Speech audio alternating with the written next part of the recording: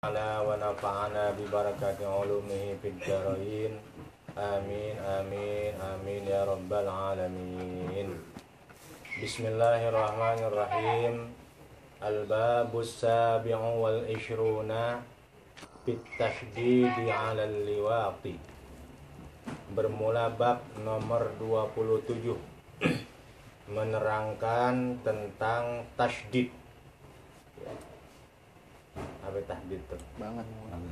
Ya, melarang banget, ya, mencegah banget, ya, menyiksanya banget, alal liwati, kepada yang melakukan praktek homoseksual. Jadi al-liwat namanya homoseksual. Kalau lesbian namanya sihak. Jadi sihaki, ya, sin ha qaf namanya lesbian. Kalau liwati namanya homoseksual. Hanya pakai alif. Siha, iya panjang. Sihaki. Wa fi zawajiri, dan di dalam kitab Zawajir, qala sallallahu alaihi wasallam, telah bersabda Rasulullah sallallahu alaihi wasallam, fi riwayat Tabrani wal Baihaqi, dalam riwayat hadis Imam Tabrani dan Baihaqi, arba'atun, kata Rasulullah, ada 4 golongan. Asbaha yusbihuna, di pagi hari mereka, fi ghadabillahi ta'ala, berada di dalam murkanya Allah subhanahu wa ta'ala. Wa yamsuna, dan sore hari mereka, fi sukhtillahi, di dalam murkanya Allah subhanahu wa ta'ala. Jadi kata Rasulullah ada 4 golongan, pagi sore berada di dalam murkanya Allah. Pagi hari dalam murkanya Allah, sore hari dalam murkanya Allah. Waqila, dan ditanya Rasulullah oleh seorang sahabat. Waqila lahu, dan dikatakan lahu bagi Rasulullah, ditanya Rasulullah, manhum ya Rasulullahi, manhum, yaitu siapa, hum bermula mereka, ya Rasulullahi, wahai Rasulullah. Wahai Rasul, siapa sih 4 golongan yang di pagi hari berada di dalam murka Allah, di sore hari berada di dalam murkanya Allah? Qala, bersabda Rasulullah sallallahu alaihi wasallam, yang pertama al-mutasyabbihuna minar rijali bin nisa'i, laki-laki yang menyerupai dari laki-laki dengan perempuan, ya. Siang namanya Parto, begitu malam Painem, gitu ya. Iya. Namanya, ya, mana? Namanya bagus siang, ya, Markusen. Begitu sore jadi, ya, Mince. Markona, ya. Paginya sampai siang Markusen, begitu malam Markona, berubah.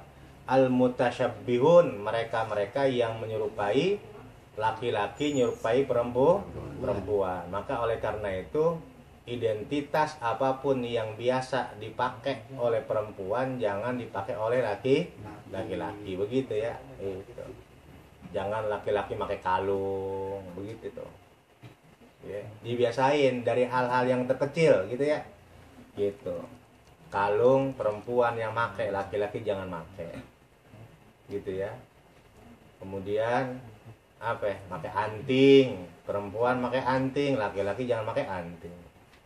Ya, tuh, perempuan berdandan, pakai shadow, pakai apa lagi tuh ya, pakai bulu mata segala macamnya, laki-laki jangan, begitu ya. Ya, perempuan pakai androk, laki-laki jangan pakai androk.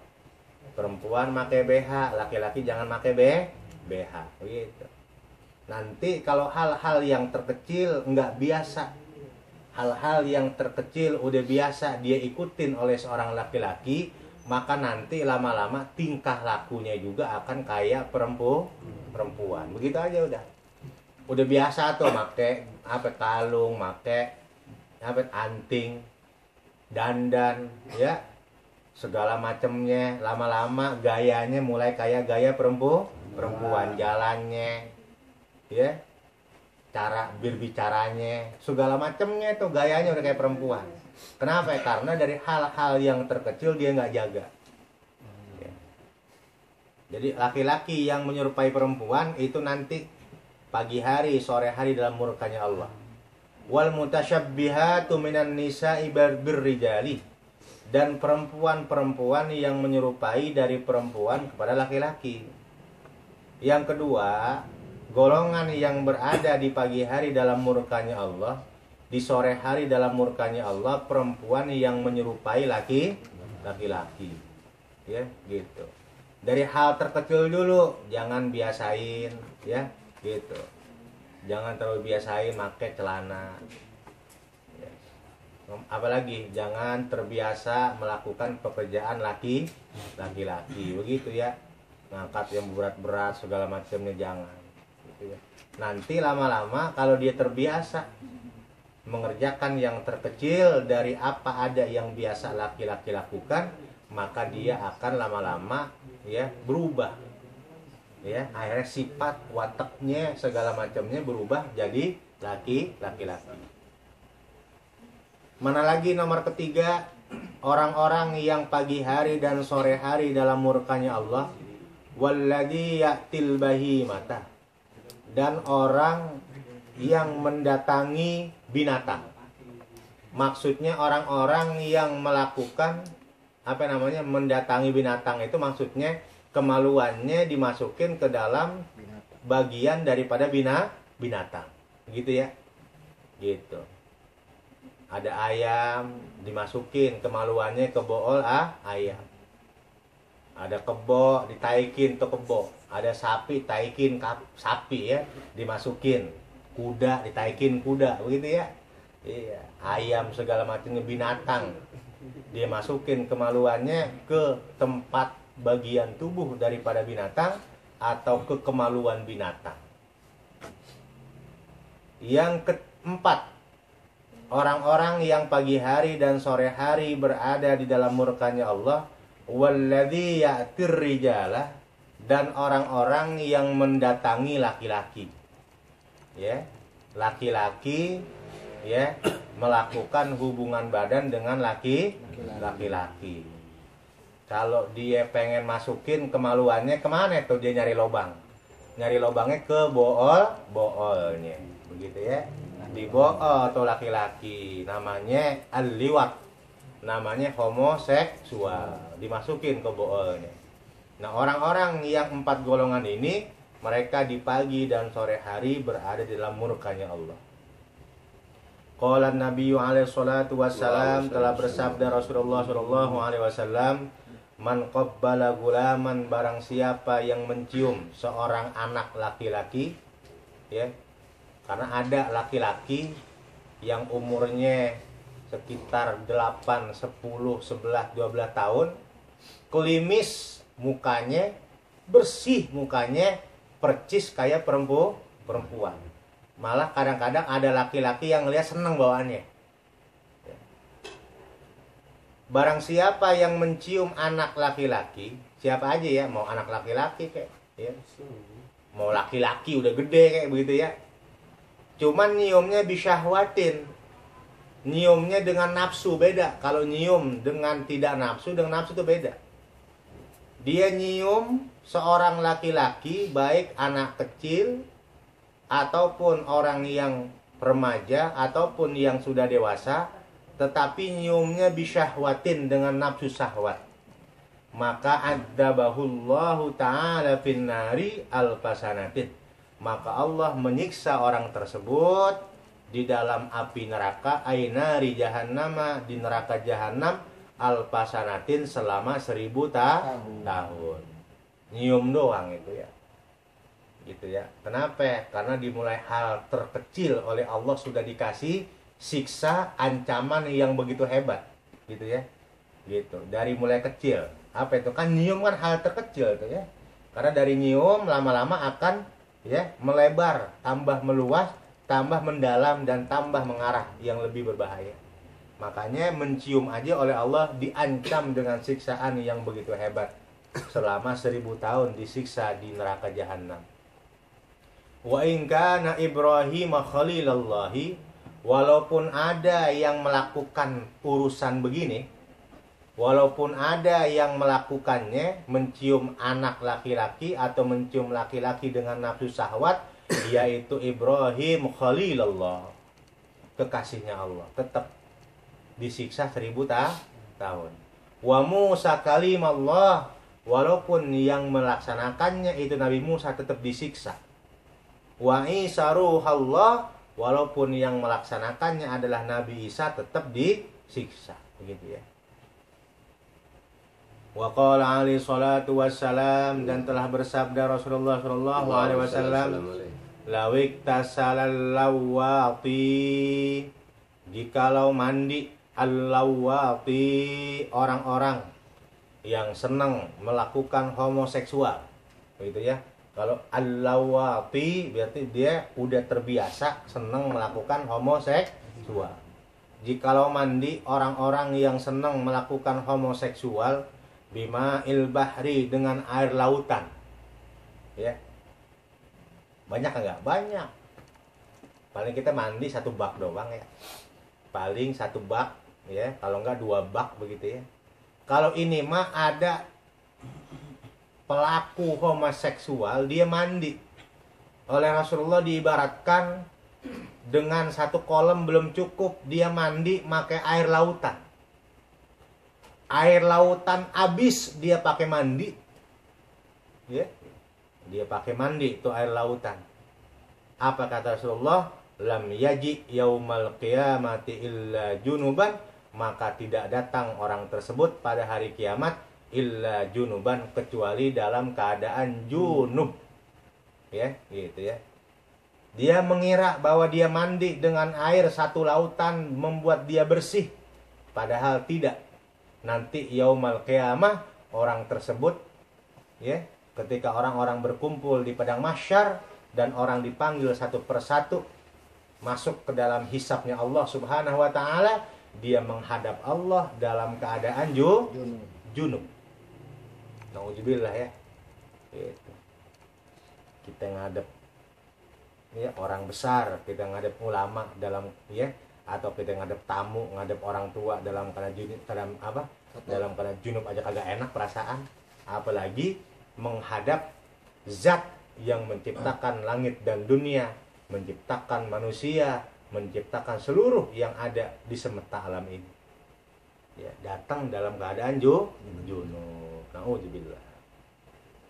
Wa qala alaihi salatu wassalam, dan telah bersabda Rasulullah sallallahu alaihi wasallam, man qabbala gulaman bi syahwatin, barang siapa yang mencium seorang laki-laki bi syahwatin dengan nafsu syahwat, uljima bilijamin min narin, maka dikekang seperti kekang kuda orang tersebut, bilijamin min narin, dengan kekang dari api neraka.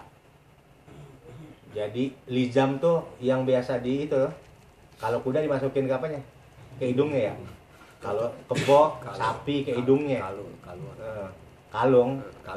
Ya, kalu, kekang namanya ya. Kalau bahasa Indonesia sama kekang kuda, kekang sapi.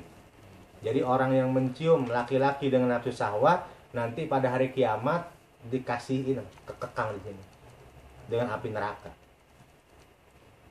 Wa qala alaihi salatu wassalam, dan telah bersabda Rasulullah sallallahu alaihi wasallam, man massa gulaman, barang siapa yang menyentuh, memegang, mengelus-ngelus begitu ya, dia usap-usap gulaman laki-laki bisahwatin dengan nafsu syahwat, la'anahullahu wal malaikatu wan nasu azmauna, maka melaknat kepada orang tersebut siapa Allah dan malaikat dan seluruh manusia. Kan beda ya, kita megang laki-laki beda, kelihatan mana yang megangnya nafsu, mana yang enggak nafsu. Ya, tatkala dia megang laki-laki dengan nafsu, dia pegang laki-laki nafsu. Ya. Ya udah, lama-lama megangnya juga udah enggak ngarah udah, ya. Megangnya udah mulai tidak beraturan. Megangnya udah mulai mengarah, ya, ke tempat-tempat yang tidak semestinya dia pegang. Itu kalau megang dengan nafsu. Maka orang yang memegang dengan nafsu, maka Allah laknat malaikat dan seluruh manusia kepada orang tersebut. Apa itu laknat? Laknat itu mendoakan yang tidak baik. Wa qala alaihi salatu wassalam, dan telah bersabda Rasulullah sallallahu alaihi wasallam, man adkhala qubulahu fi duburi imra'atin, begitu ya. Barang siapa yang memasukkan kubulahu, kemaluan bagian depannya, tongkatnya, begitu ya. Tuh. Kerisnya, goloknya, fi duburi imra'atin, dimasukin di mana? Di boolnya anus ya, perempuan.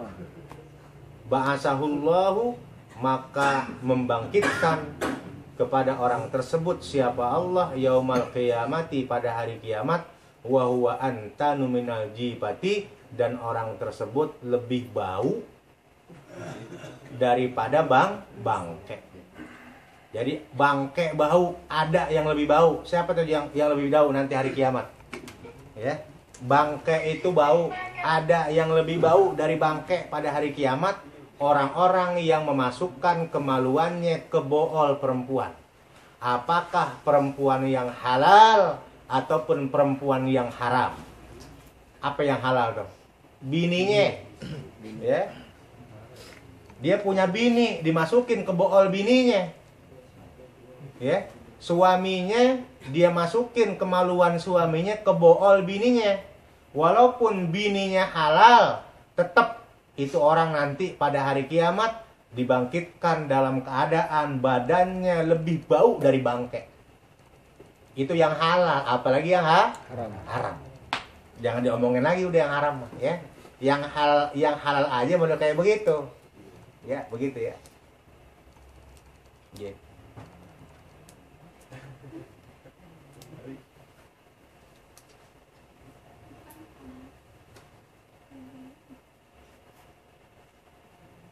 Wa fi riwayatin li Ahmad, dan dalam sebuah riwayat bagi Imam Ahmad wa ghairihi, dan selain Ahmad, an Abi Hurairah, dari Abi Hurairah, ada sebuah hadis dari Abi Hurairah riwayat Imam Ahmad, man ata kahina, barang siapa yang mendatangi seorang dukun, fasaddaqahu, maka dia membenarkan kepada dukun tersebut, bima, dengan sesuatu, yaqulu, yang berbicara dukun tersebut, au ata imro'atan, atau datang kepada seorang perempuan, mendatangi seorang perempuan haidon, halnya dalam keadaan haid.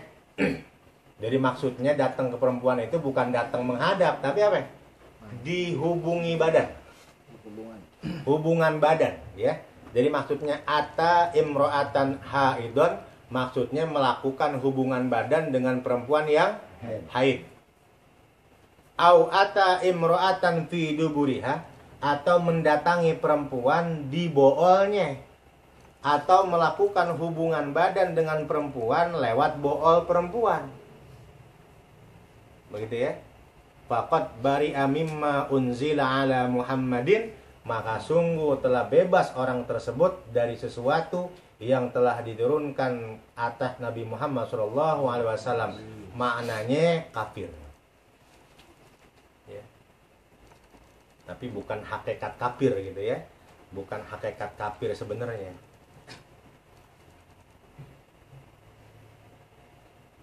Ayat tegasnya hada, bermula inilah ini hadis, ini stahalla dzalika, apabila menganggap halal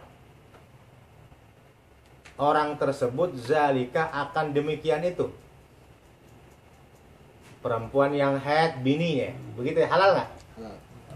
Ya, yang dimasukin ke boolnya bininya, halal nggak? Halal. Tetap bari'a mimma unzila ala Muhammadin. Ya, maknanya bari'a itu kafir, tapi bukan haqiqatul kufri, bukan.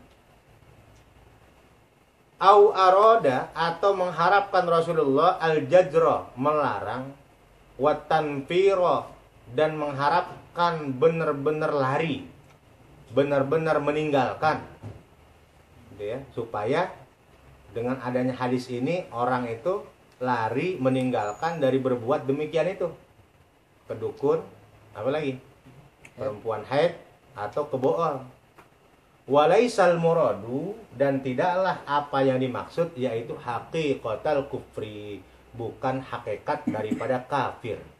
Jadi maknanya faqad bari'a mimma unzila ala Muhammadin, secara bahasa maknanya kafir.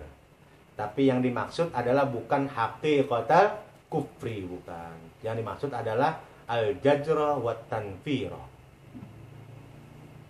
Wa illa, dan jika tidak haqiqatal kufri,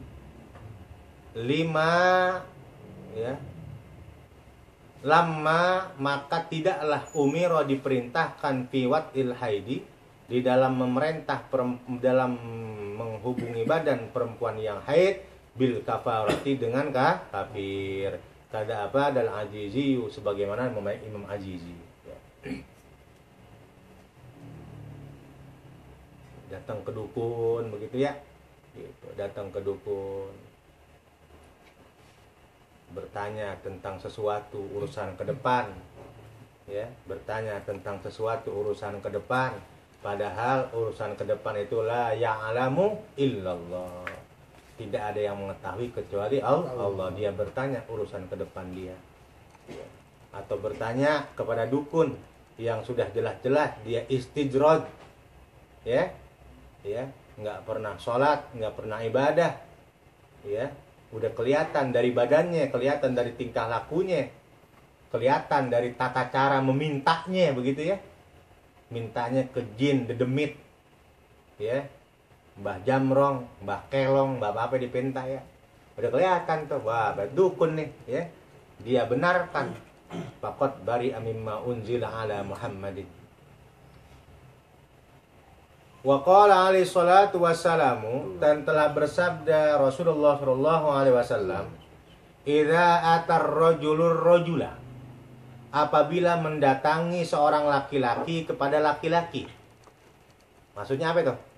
Melakukan hubungan badan. Laki-laki melakukan hubungan badan dengan laki-laki. Ai tegasnya bil liwati, dengan homoseksual. Gitu ya. Jadi liwati itu kemaluannya dimasukin ke bool. Itu namanya liwati. Ya, laki-laki melakukan hubungan badan dimasukin ke bool. Itu namanya liwat. Yang kedua, wal mufakhadati. Ada dengan mufakhadah. Apa itu mufakhadah? Make paha. Ya, jadi liwati ke bool. Kalau mufakhadah paha, ya, laki-laki melakukan hubungan badan dengan laki-laki, liwat, dimasukin kemaluannya ke bool, namanya apa itu? Liwat. Kalau mufakhadah, laki-laki melakukan hubungan badan dengan laki-laki, tapi kemaluannya digempet pakai paha, gitu ya? Itu. Jadi gempet pakai paha gitu. Jadi pahanya dirapetin. Ya, kemudian dimasukinlah kemaluannya ke pahanya laki-laki yang dia ajak hubungan badan. Ya. Itu namanya mufakhadah.